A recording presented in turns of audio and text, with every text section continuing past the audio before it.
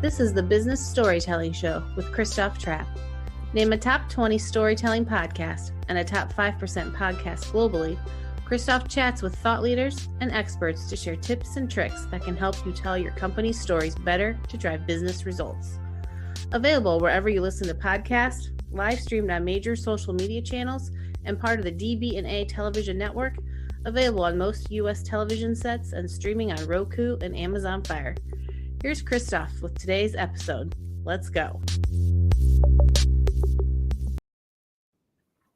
Let's go, business storytellers. How's everyone doing? Hey, let's talk about how can we drive organizational change, and maybe even if we can't drive it, but how do we influence it? And this is an interesting topic to me because sometimes when I think of content strategists, content creators, content professionals of any kind, more as the how do we support the business, right? How do we create content? Don't get me started on the drive-through content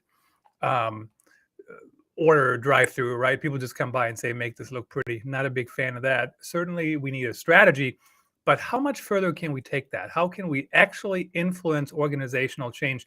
And what does that mean? Michael Andrews, he's a content strategy evangelist, and I ran across him talking about that topic. So I invited him on the show to kind of give us his tips and tricks to look at how do we do that as content professionals. Before we get to him, I do want to remind you really, really quickly that my new book, Is Marketing a Good Career, is now available on Amazon. You can also just scan that code on the screen and get it from there. If you're listening to the podcast version, Spotify, my friends, has a video version now available. So that's pretty cool in my opinion. All right, let's get to the topic here. How do we influence organizational change? Michael Andrews, welcome to the show. Boom. We do fist bump on the show. Really appreciate you making the time. And so kind of give us a little bit high level, quick overview of why is this topic of interest to you? And, maybe then let's dive into how can content professionals even drive change? Yeah. So thanks for having me on your show. And I've been working as a content strategist for the past dozen or so years. Have worked as a consultant with organizations of all sorts. And now I work for a vendor that makes a content management system that's there to support really large organizations. And one of the things that comes up over and over again is how can we as content professionals have an impact in our organization? Sometimes it feels like we're on the receiving end of requests and basically being told what it is we're supposed to be doing rather than having our own views, our own recommendations be taken seriously and actually driving change. So this is a topic that comes up quite a lot. I hear it in conversations I have, and this past autumn, I was at a couple of major content strategy related conferences, and it was really nice to see people in person after, most of our interactions have been, virtual, and now we're all in person, and everyone's kind of talking about this issue of how can I get a seat at the table is the way a lot of people would describe it. So really wanting to get different ideas about how you can, if you work in a large organization, be able to be heard, have your views considered, have your recommendations acted on, and connect what you're doing to the broader issues of the organization. What's interesting to me about that topic too is, as I actually, not to throw my book here every time I come on screen, but one thing I talk about in my book is it is about finding the right fit, right? So if I find a company that actually values my opinion as a content strategist, fantastic, right? That should be way easier. And then you have companies that just, as you mentioned, the drive-through model, make this look pretty. Here's what we want you to write. You know what? We are in a world today. If you just go to a person and say, here's what we want you to write. Exactly. No, you don't need a person for that anymore. Go, have some AI tool write it for you. I mean, content strategy is way more than just kind of spitting it out without any kind of discussion, collaboration, whatever. So it is possible, right, to find the right company where they value you from the start, and that's literally their culture. But what about the companies where they don't? Is there a Mm. way to succeed, or is the only answer, here's my 2 weeks notice, I'm going somewhere else? Yeah, that's a good question, and I think it's a very mixed situation. I mean, there are companies that really value these skills across the entire company, but then you have to understand large organizations often aren't just one have one sort of consistent way that they behave. And so you may find parts of the organization are very receptive to your views and other parts aren't so much. And a lot of it gets down to the priorities of the organization. So, if they're obsessing about, delivering some new project or meeting some business goal or something like that, um, the people driving that may feel that they know what content they need, and that's where they just basically start telling people what it is they should be doing and giving them a deadline. But if you as a content professional are able to understand these broader business goals that are trying to be delivered on, and you can connect what it is that you can do to support that business goal beyond just producing a particular output that's asked for, you will get more influence, and your ideas and suggestions are going to be more appreciated. So one of the dilemmas that people who work in content are facing is that they have a unique skill set that's very, very valuable. I don't think that robots can write as well as people can. They can't put the thought into it. Even when you get a robot to be involved in the writing process, there's still a lot of editorial thought that goes into, like, what do we even ask for here? What kinds of information do we need? And you're still going to have to do some cleanup of that. So the issue really isn't just about writing; it's about thinking about how people are going to be experiencing the content and what sorts of things you need there. And then you can ladder up from that and think about that experience of the content. How does that relate to something in the business? Is it a moment of truth for the customer? Are they going to make a decision that's shaped by the experience of this content?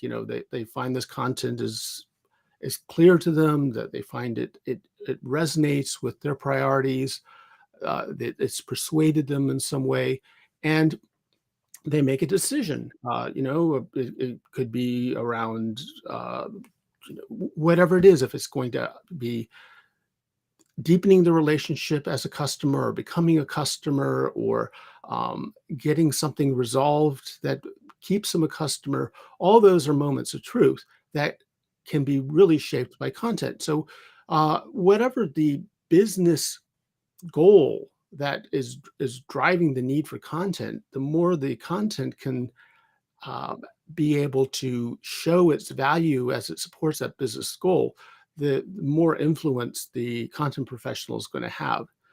And I think sometimes people are wondering, do I need to learn more about different things other than just creating content?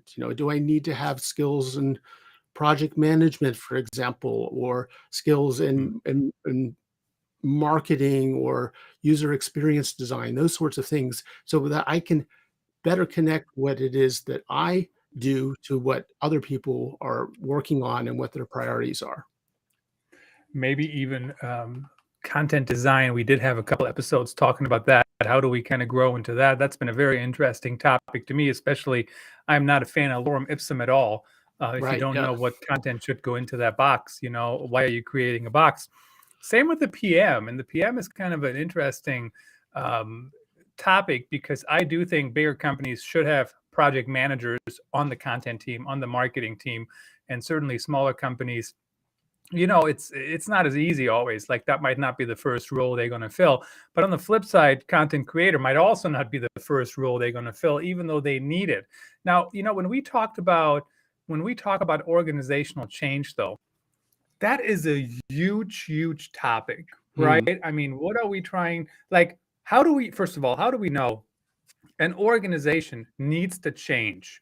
And I mean, that's a big question. Maybe we can tackle for a few minutes, but I also am wondering, I mean, certainly in my opinion, content can change, can influence, how we see ourselves, how the company is seen, mhm. how we see each other. I mean, I'm seeing the Yeah. thing, I like to do a Friday, like send out a thing on Friday and say, here's all the stuff that went great, et cetera, et cetera. And that's certainly a storytelling tactic to make everybody feel good, right? And Mhm. I'm trying to influence change, whatever that change might be. But what kind of change are we talking about? I mean, can content creators, can content professionals, I mean, what can they actually influence? What kind of change, if that makes sense? All kinds of change, really. I mean, content is everywhere. And so think about the kinds of transformations that businesses are trying to make. Sometimes it's kind of around the technology. They're trying to connect together different systems that they use and make sure that they're sharing information between these systems, that everyone has access to what it is they need.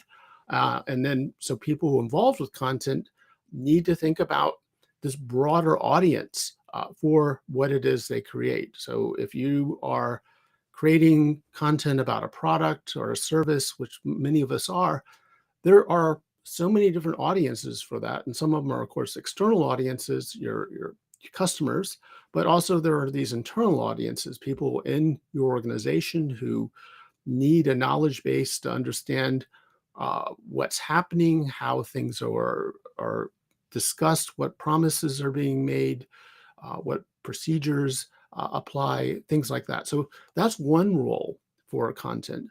Um, is around just helping organizations to be much more effective in their delivery. I mean, we seen throughout the pandemic the importance of supply chains, and really thinking about the content we create as enabling organizations to uh, support their customers. That's hugely important. If the content isn't there, it's missing, and people don't have access to answers to questions that they have within the organization, that's a big problem. Another example of how content can really support change is around culture.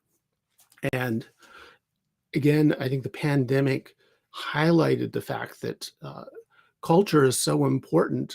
You kind of take it for granted when you maybe were in an office every day and just saw people and could chat with them around the water cooler. But as we have more distributed work, which seems to be a trend that is an enduring one, um, people really need to understand what are the values of the organization, and if you want to have your employees be advocates for you, they need to understand your values and what you stand for.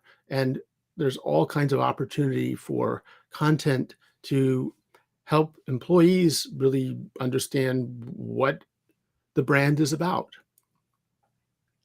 I think content is super important for that. And I don't know how else anybody would do it. Even the spoken word is content. I'm having a one-on-one conversation with somebody at a conference. That's content, right? It's Mhm. just not a blog post or something like that. So really, if we're going to push this envelope on what's content and what's not, I mean, everything is content, but some content is better than others. So the one thing I was just thinking about as you were talking is, I mean, I've been in situations where people come by, and this, I don't know why this keeps happening, has happened for decades, quite frankly. And people would say, I need a one pager on whatever topic, Hmm. and I've been in organizations where the answer would be, oh, let me create a one pager for you. Like no other questions. We don't even know what it's for. Why do you need a one pager? Are you printing this? Like, what? Mhm. Why do we need one pagers if it's not printed anyways? It makes no sense to me. But even if it's printed, doesn't make any sense to me. But some organizations, the conversation would be different, right? They might say, I need a one pager. And then the content professional might say, oh, for what? Like, what are you trying to accomplish? What are you Right. trying to do? And, that from there, the conversation can go like this. What does it matter? Like, I need a one pager. Please create a one pager. Or it can be more collaborative, right? So how do you manage those kind of situations? I mean, how do you move them forward? Especially when on one side you have people who go, don't ask me questions, just do as I say. And on the other side, you might have people who want to collaborate and figure out what is actually the best piece of content. Maybe it's a one pager, maybe it's a two pager, maybe it's an email. I don't know. Yeah. It's a great question. And there's probably not one answer that will apply to everyone.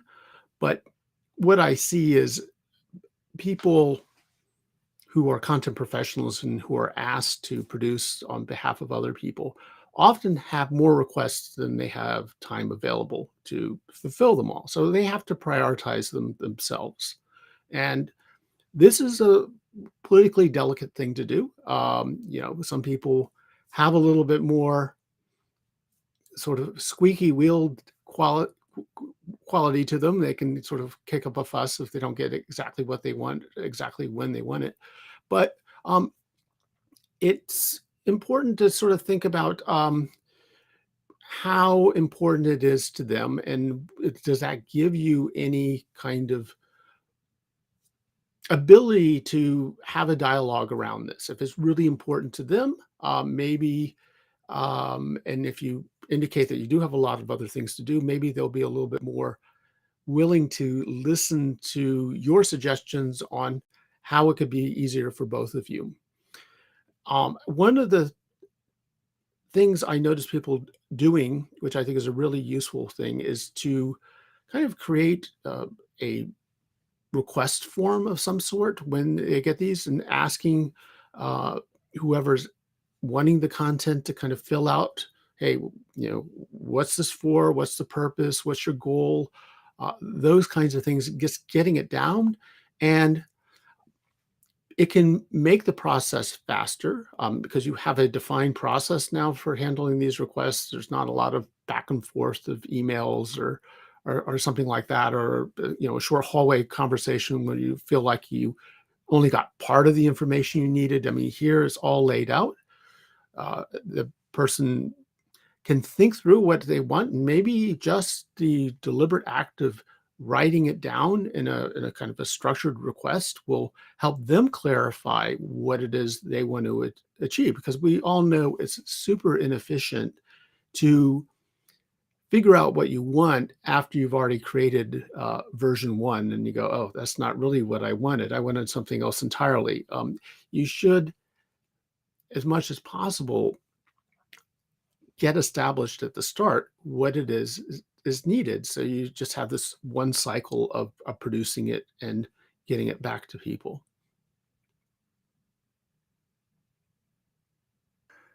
The concept of marketing request forms is interesting to me. I have written about that before, and I have a torn opinion on it, quite frankly. I think exactly what you mentioned, 100% agree, right? You kind of have to think about it. You're not just throwing something over the wall, and you answer the questions that we actually need to get answered, right? If somebody comes to me and says, hey, Christoph, I need a blog post on this topic, and I know nothing else about it, could I maybe potentially create a blog post on that topic? Maybe, potentially, depending on what the topic is. But if I don't know why we're writing it, what's the point of it? Are we trying to rank higher? Are we trying to use it in email? What are we trying to do with it? And I'll give you one example. When Jay Schwedelson, I think that's his last name, he runs subjectline.com, was on the show. I use that tool all the time. He talked about the importance of the subject line. And I write really, really good, if I may say so, SEO headlines for my blog posts. And those same headlines rank terribly low on subjectline.com. They're not good subject lines for emails, but they're great SEO headlines. My point is, you have to know what you're trying to do, why you're trying to do it, and move forward from there. Are there any dangers, though, if you have a marketing request form? I mean, we still want people to talk to each other, right? Or how do we make sure it doesn't just make it more difficult than it needs to? I think there's there's possibly, a downside to it if it gets so formalized that people aren't talking to each other. Yeah, but um, I just see it more as a way to track and actually build a relationship with your customers there. So you actually then can see what kinds of requests that are coming in. Are they quite varied, or is there a cadence to these kinds of requests? Are similar things coming up? And then you maybe then have an opportunity to have a larger conversation. So it's not just about the one item.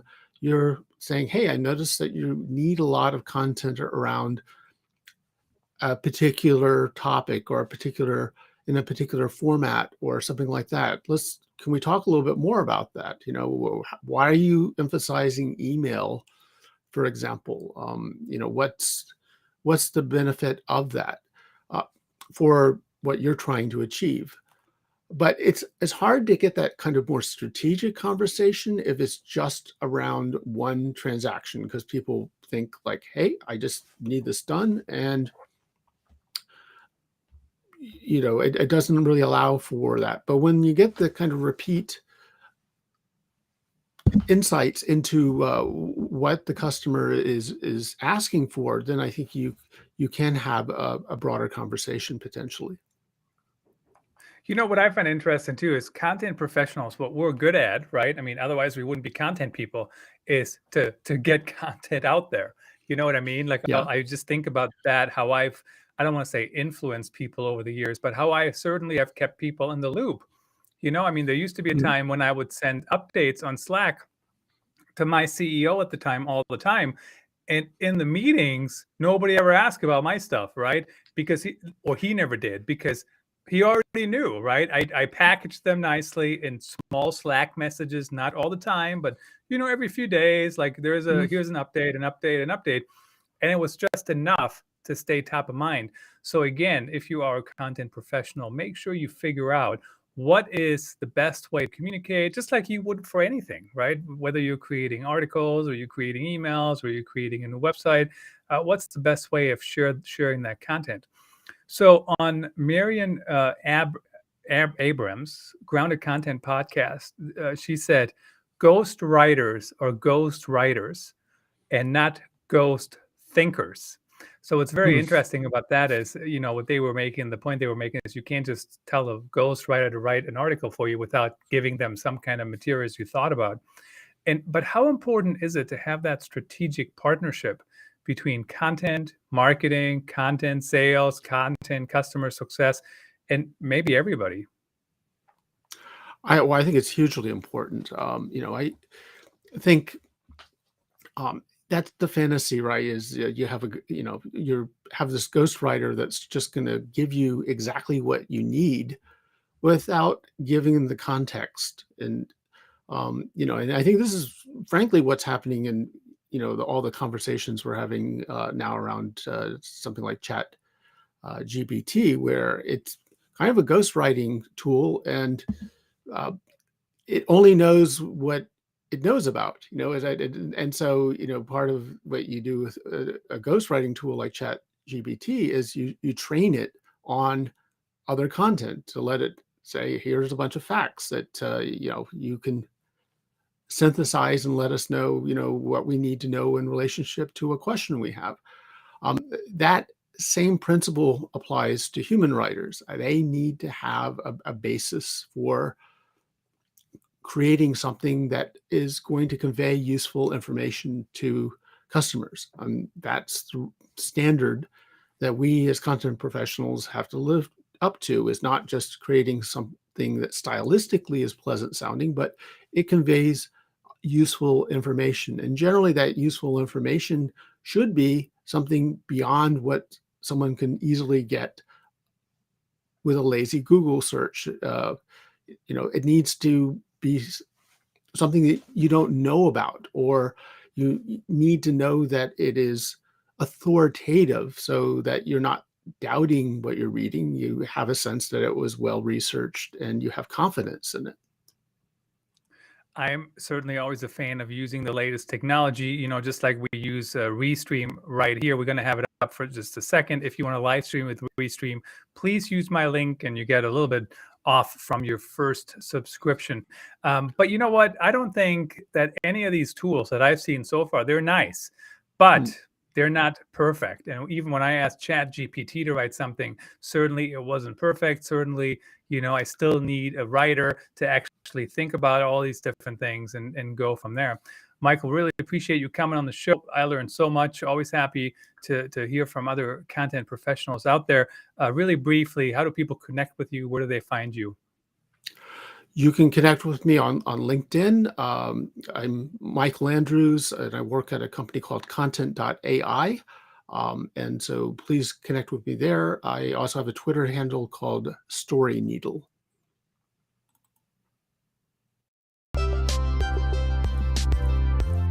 That's a wrap. Thanks for tuning in. Please rate and review our show on your favorite podcast channels. And don't forget to share this episode with your networks. We appreciate you. Until next time, let the best